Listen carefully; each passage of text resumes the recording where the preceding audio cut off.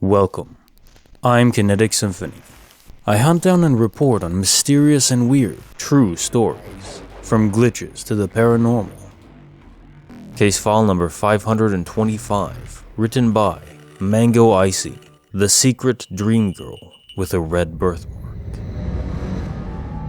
So I know people talk about déjà vu a lot, and people love to explain it away with science, like, your brain is tricking you because insert logical reason here.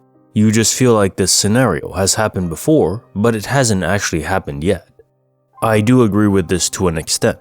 All of my déjà vus initially occur in my dreams when I am fully asleep and unconscious.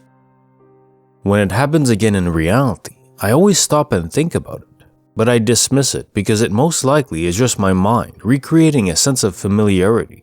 I always try to find simple, logical reasons for unexplained things because not everything strange has to be paranormal. However, I had this one déjà vu moment where I can't explain it.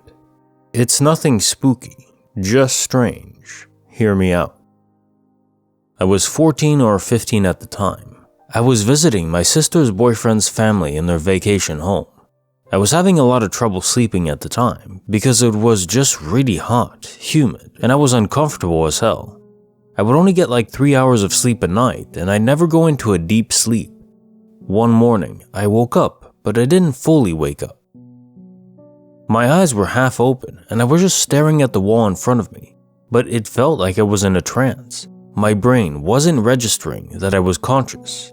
I was in a state between being asleep and awake. I can't explain it well, and that's the first and last time that's happened to me. I imagine this is what the beginning of lucid dreaming feels like if I had the ability to lucid dream.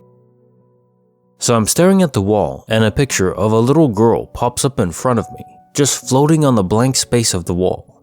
I've never seen this little girl before in my life. She's white, has blonde hair, is wearing a black and red uniform, black blazer with buttons on top, red skirt on bottom, and has a star hairpin in her hair.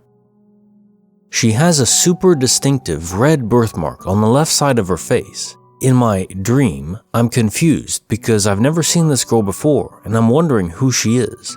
After, I fully wake up and I actively think about what I just dreamed about. I remember everything and I write down what she looks like on the notepad in my phone, jotting down every detail I mentioned in this post in case I forgot. That whole day, I was thinking about her. Later that night, my sister's boyfriend's daughter, who is the same age as me, is showing me her school yearbook.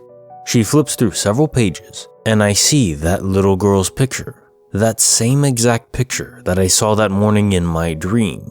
The red and black uniform is her school uniform, and she's in the 2nd grade. The hairpin and the birthmark are all there. She is the same person I dreamed about, and I've never seen her before. I'm super freaked out, and I start to tell her about it. She's obviously very confused and skeptical, so I show her the notepad on my phone and she's like, "How do you know her?"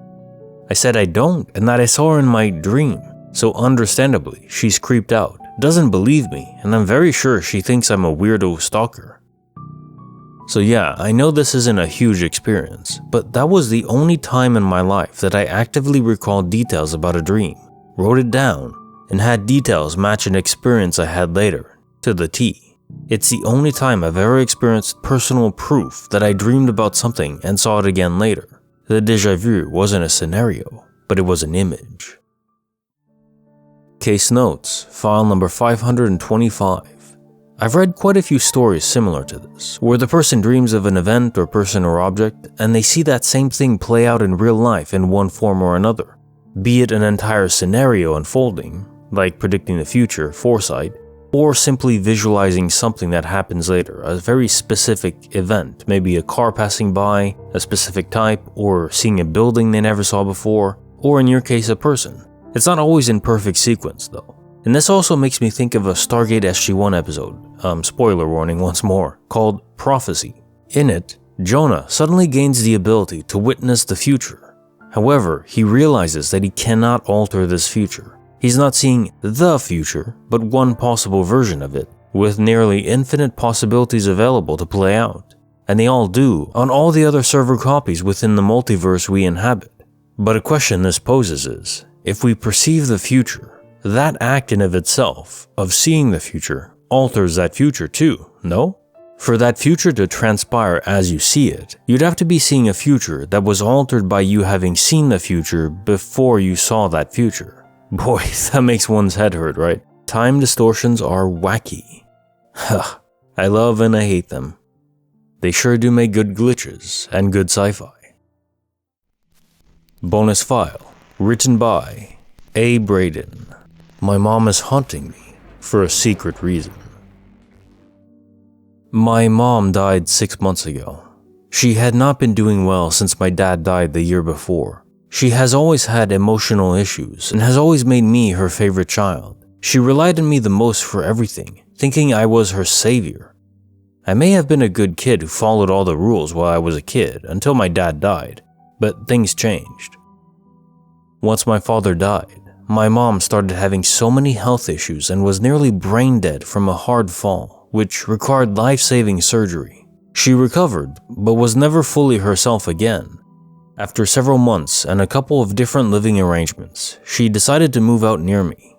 I became her only person in the area. It was during the pandemic, so any contact with anyone else is very limited. It was a very lonely time for her. I felt like she was going downhill. After a month of hospital stay and nursing home care, she was released to assisted living and then died 1 week later in hospice. This wasn't expected. I thought she would live at least another year, but she went downhill so quickly the doctor had ordered hospice. The day she died, I was in traffic with my daughter. I was notified via text that she passed away. When I got home, I was texting my siblings, and then I heard my name in her voice in my left ear. It was her frantic voice that said, "What's happening?" that she would get all the time. I became familiar with her variety of tones. I knew her mood or need based on how she said my name. I told my siblings what happened, and my brother said they had just removed her body. As months passed, I have experienced the following. 2 black masses circling around my head. They were about the size of golf balls. The large picture on the wall being pulled hard away from the wall and slamming down over and over again. I woke up to seeing this in front of me and freaking out. My head skipped a beat.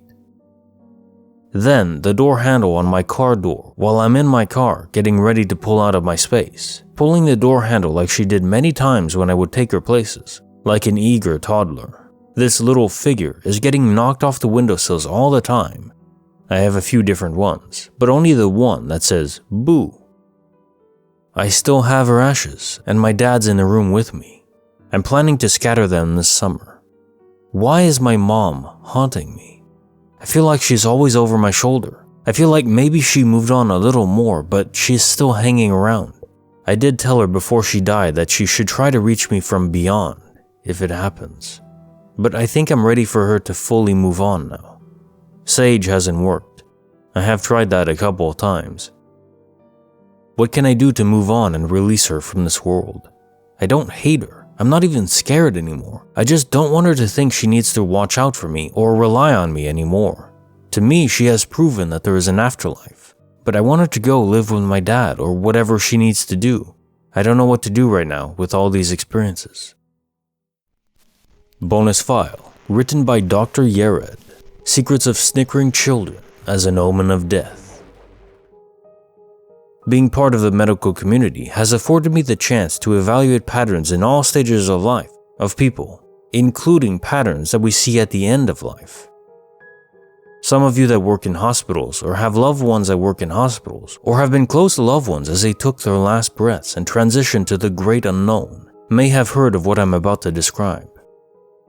There's a particular phenomenon that occurs to people in those last moments, and I'm talking about the appearance of kids running around their deathbed or just outside their room. This is to be differentiated to the phenomenon of close ones that have passed away visiting in days prior to their deaths. This is different. This occurs hours, if not minutes, before their deaths. I experience this with greater frequency whenever I work in the ICU unit, where people are very sick. What most patients describe as cheerful kids running around their beds in a playful manner, snickering around, or just playing. Most patients usually respond by calling the nurse and asking, "Who are these kids running around? And where are their parents?" and scaring the living bejesus out of them if they are new nurses. If they are experienced nurses, they know when this happens, the time of the end is soon to come, and they communicate promptly with us doctors to let us know to be ready. Literature often chalks this phenomenon up to lack of oxygen in the brain or neurochemical changes in the process of death and dying, but the pattern is very recognizable, and the experience is very similar across all cultural backgrounds and ages. Almost all hospitals have a story about these kids, and if you are entering the field of medicine, nursing, or any other health-allied profession, you will certainly hear these stories. So if you are doing rounds in the ICU late at night and hear some snickering or tiny feet running in the hallways, prepare, because a call of code green or code red is about to sound off in the PA system.